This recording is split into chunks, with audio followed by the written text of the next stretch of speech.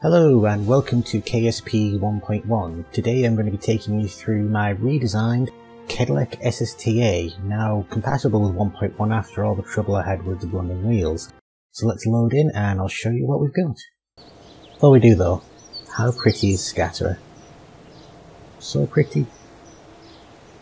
Anyway, and here she is, the Kedillac SSTA Mark II now with several more parts. At least 52 I think. Now the overall design has remained the same, and you can check out the Kedillac SSTA in the link, the original video in the link, and see what it was all about. But this is quite a different beast overall, I'd say. So the changes are mostly to make it fly better, to make it fly easier, part of the Kerbal safety system, lots of different things. So we'll start at the front, as previously, Mark III cockpit, docking port, couple of RCS controls. Also has several parachutes inbuilt for part of the Kerbal safety system.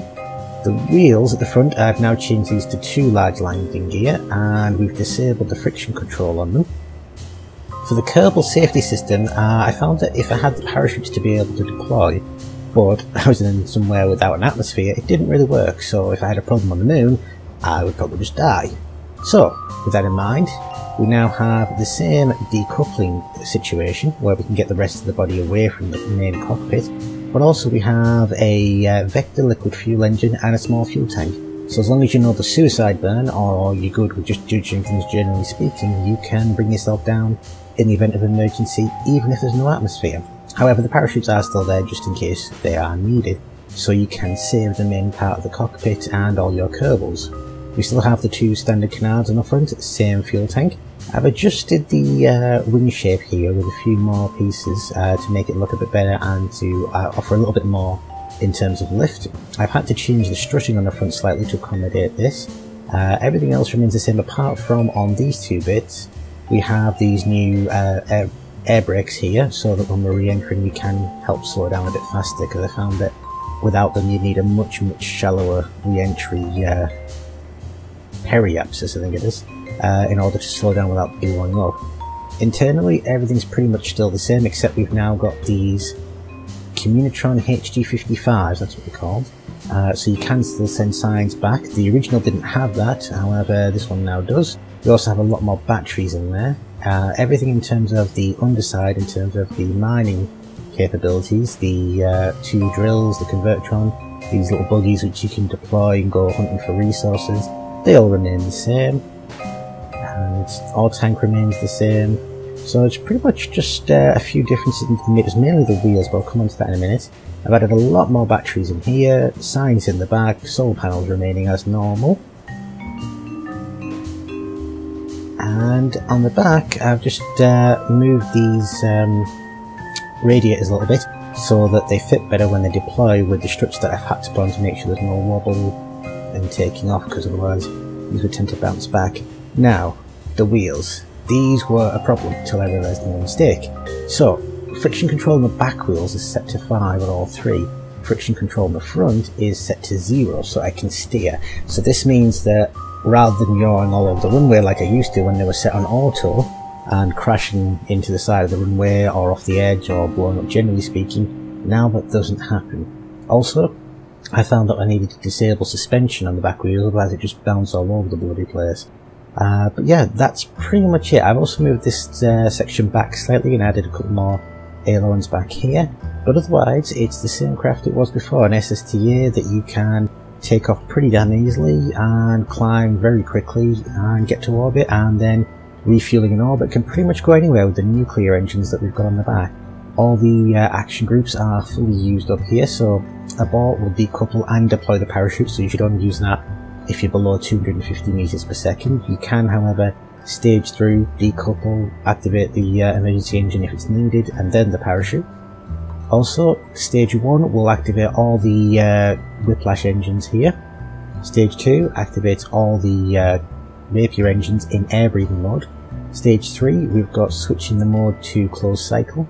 Stage 4 will toggle the nuclear engine should you need them. Stage 5 we have the cargo base, and stage 6 will deploy the solar panels. 7 will extend or retract the landing gear here, so in the event that you do need to land ass first somewhere for whatever reason because you can't fly like a plane, then the struts in their position will take this full craft and its fuel load and not snap like twigs, which is good. 8 will toggle the bay doors underneath, 9 will deploy the drills and start them, so you have to press that twice, and finally 10 will stop the drills and retract them.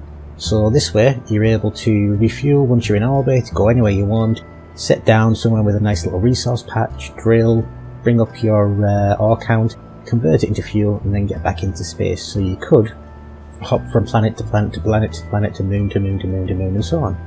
But yeah, compared to the original, I do like this one a little bit better. Had some changes just visually, aesthetically, to make it look a little better in my opinion.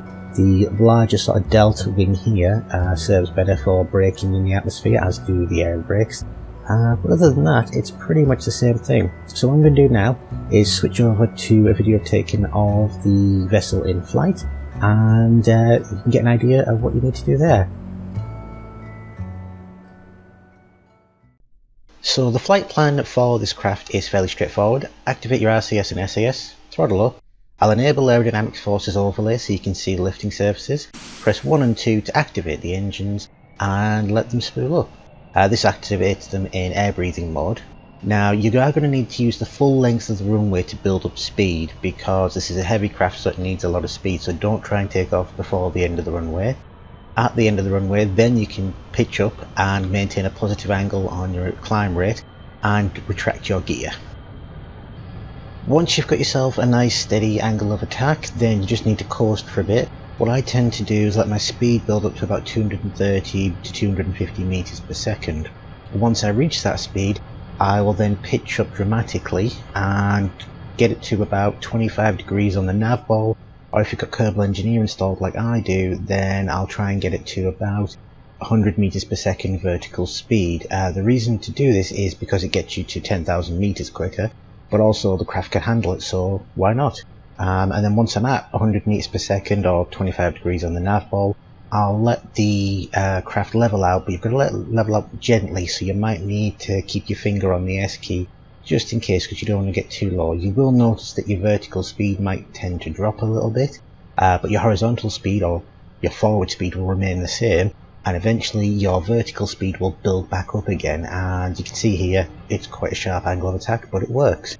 And that's all you need to do for this part. Then basically you just keep your fingers off the controls and let it coast up to altitude. Now you're going to need to level out your flight plan a lot earlier than you might expect. In this craft I actually tend to level out at about 9,300 meters to get the extra speed going forward and make sure that to have enough on the high end when I activate my Rapier engines in closed cycle.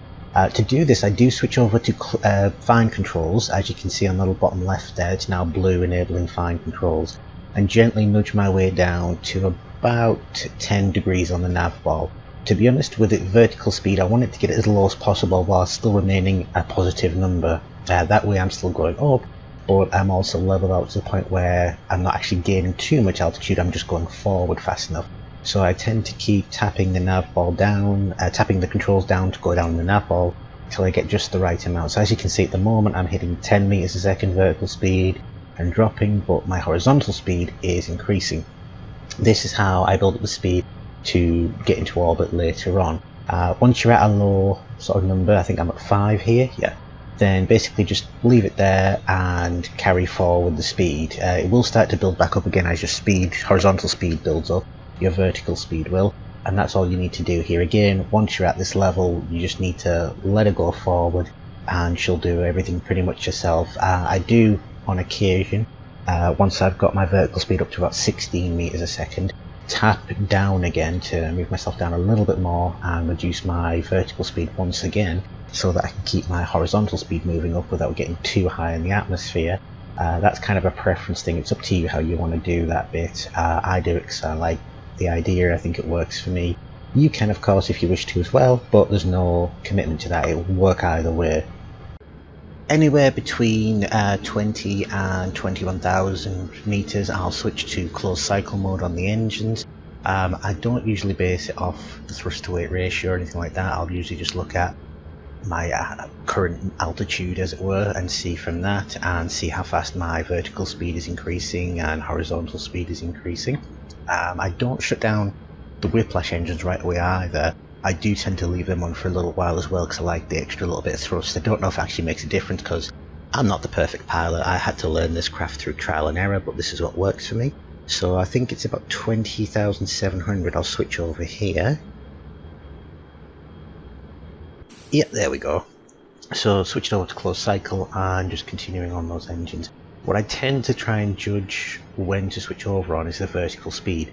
I'll let it drop a little bit, but when it's fighting between the vertical speed dropping and keeping a horizontal speed, you can't let your vertical speed drop too quickly, because then when you do switch over at closed cycle, it takes too long for the closed cycle engines to fight to get your vertical speed going up again. From here, it's just your standard run-of-the-mill stuff. Once you get an apoapsis that you're happy with, remembering that this is only a low orbit SSTO with the fuel load that we've got, then you simply kill the engines and go prograde. I tend to get my orbit somewhere around the 70, 71,000, 72,000 mark, and then go kill the engines and go at prograde. This is where my fuel tanker will lie when I get it up there, so that I can refuel in orbit and then carry on to my next destination. Fairly straightforward, nothing much to do here, and after this you just have to plot a circularization burn away, and it should be fine.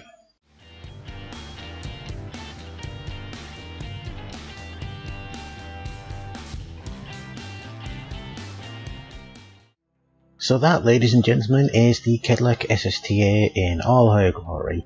Now in orbit, we'll just level her out and make sure everything works, starting with the cargo bays on top, opening them up and applying the internal solar panels. Look, that lens flare from Scatter is just gorgeous. So yep, bay doors open, panels deployed, that's good. Next thing to check will be the landing struts, I believe it is. But yeah, panels deploy fully there. And rotate correctly and freely in the cargo bays, which is good. Yep, and here we go, landing struts. So yeah, an empty craft or a full craft as in fuel load, this will support the weight, because there are a lot of landing struts there. But that way, if you can't land on your wheels, you can land on your struts. Close them back up. Let's check the underside bay. And check the drills as well, make sure they deploy correctly. There they go. Yep, they're fine. And extending properly. Yes. And then we'll retract those drills and close that bay back up, as we don't want them deployed while we're in space. Not that it really matters, because as far as I know, they don't respond to lack of atmosphere or cold or anything, so that's good.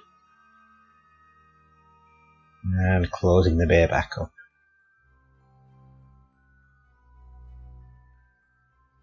Just checking our Kerbals now with the new feature of being able to see the IVA while on exterior mode, which is cool.